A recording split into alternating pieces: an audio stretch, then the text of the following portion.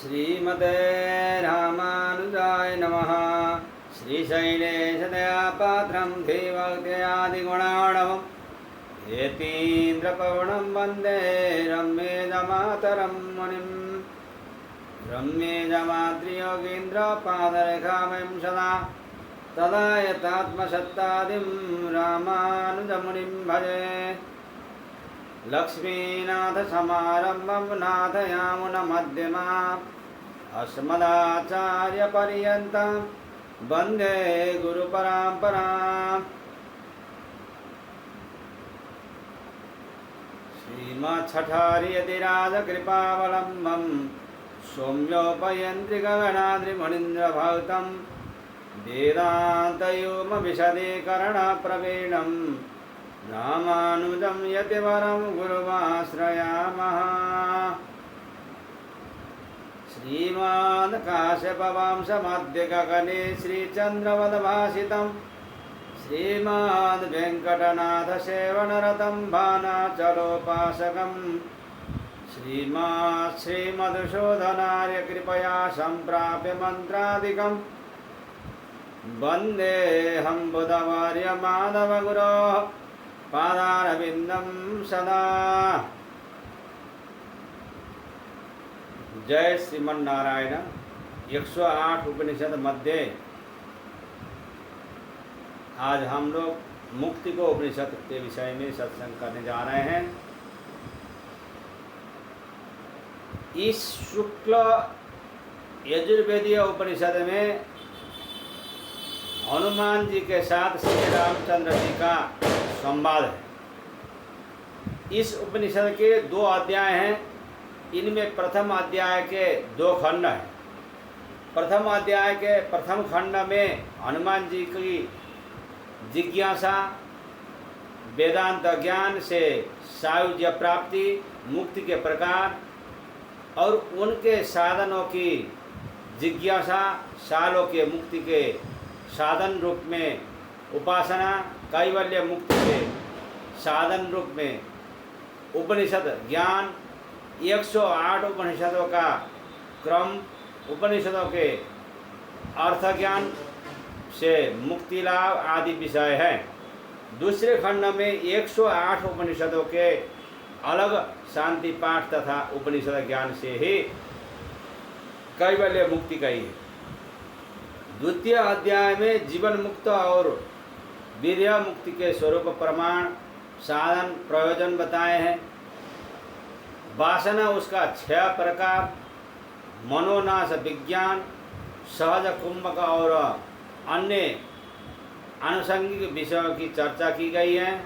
कितने उपनिषद हैं इसके विषय में भी इस उपनिषद में बताया गया है।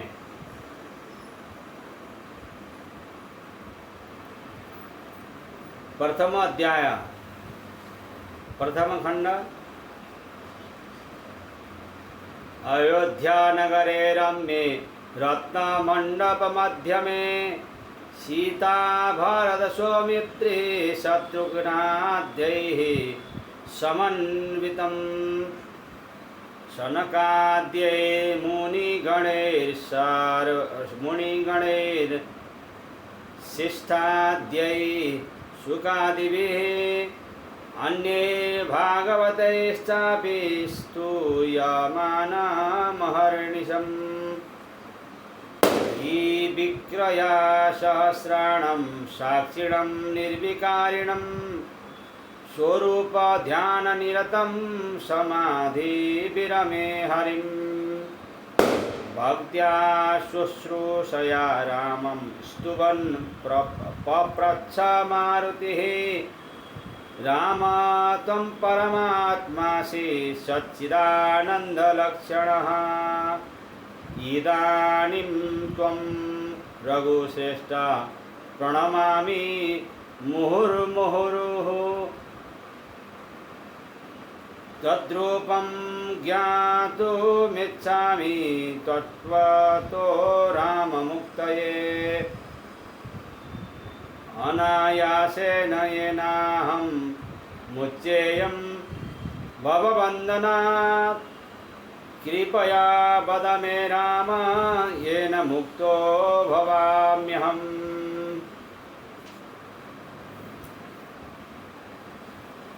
रमणीय अयोध्या नगरी में रत्न मंडप के मध्य में सीता, भरत, सुमित्रा पुत्र लक्ष्मण, शत्रुघ्न आदि के साथ में रहते हुए तथा सनक आदि मुनियों के समूहों द्वारा तथा वशिष्ठ आदि को तथा शुक आदि अन्य अन्य भगवत भक्तों के द्वारा रात दिन स्तुति किए जाने वाले ऐसे तथा बुद्धि के अनेक परिणामों के साक्षी रूप एवं स्वयं निर्विकारी समाधि के विराम काल में भी अपने ही स्वरूप में तल्लीन ऐसे हरि की सेवा शुश्रूषा पूर्वक भक्ति भाव से मारुति श्री हनुमान जी ने राम जी की स्तुति करते हुए पूछा, हे राम, आप तो परमात्मा हैं, भगवान हैं, आप सच्चिदानंद स्वरूप हैं।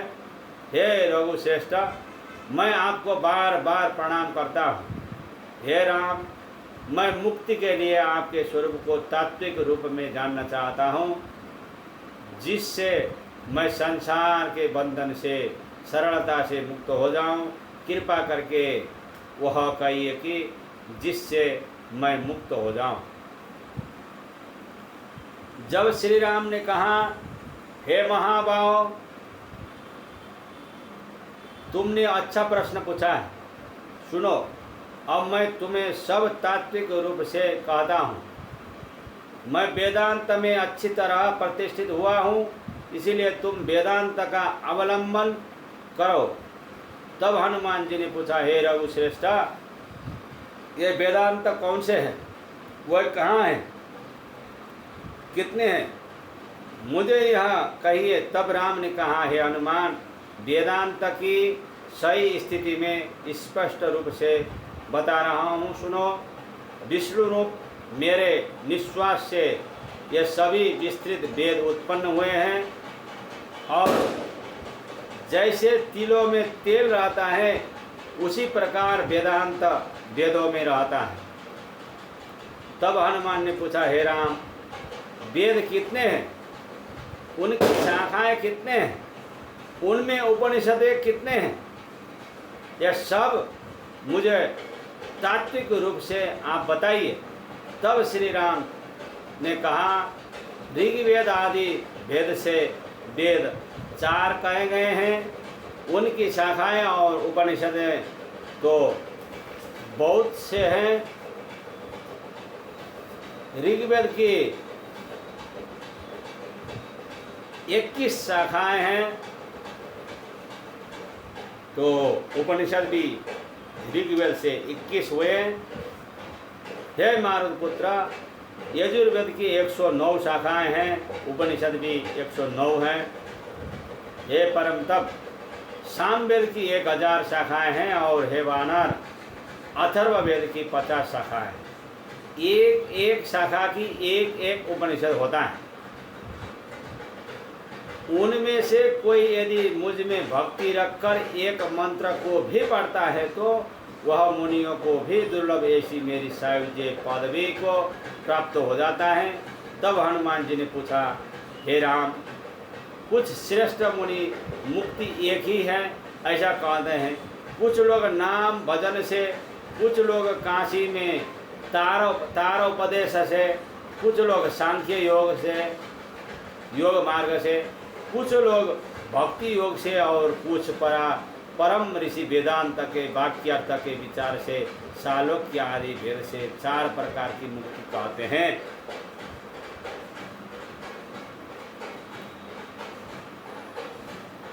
तब श्री राम ने कहा, पारमार्थिक रूप से कैवल्य मुक्ति तो एक ही प्रकार की है, परंतु हे कपि श्रेष्ठ, यदि कोई मनुष्य दुराचार में फंसा हो, वह भी यदि मेरा नाम जप करे तो उसमें अन्य लोकों की प्राप्ति के बदले मेरे लोक को प्राप्त करता है।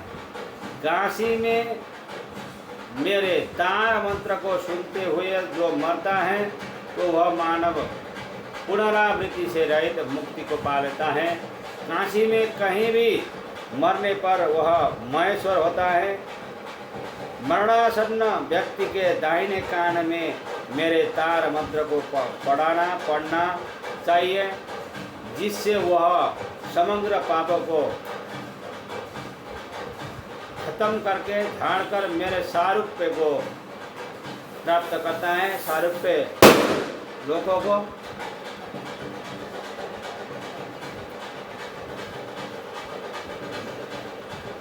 उसी को सालोक्य और सारूप्य मुक्ति कहा जाता है। सदाचार परायण होकर सदैव एकाग्र बुद्धिपूर्वक मुझ सर्वात्मक में जो भाव रखता है वह मेरे सामीप्य को प्राप्त करता है। वही सालोक्य, सारूप्य और सामीप्य मुक्ति गई है। गुरु के उपदिष्ट मार्ग से मेरे अव्यय स्वरूप का ध्यान करते हुए द्वैत साधक कीट भ्रमरन्याय से मेरा सायुज्य प्राप्त होता है। वही सायुज्य मुक्ति होती है। वही ब्रह्मानंदकारी कल्याणमयी है। चारों प्रकार की मुक्ति मेरी उपासना से ही मिलती है, होती है। जय श्रीमन्नारायण।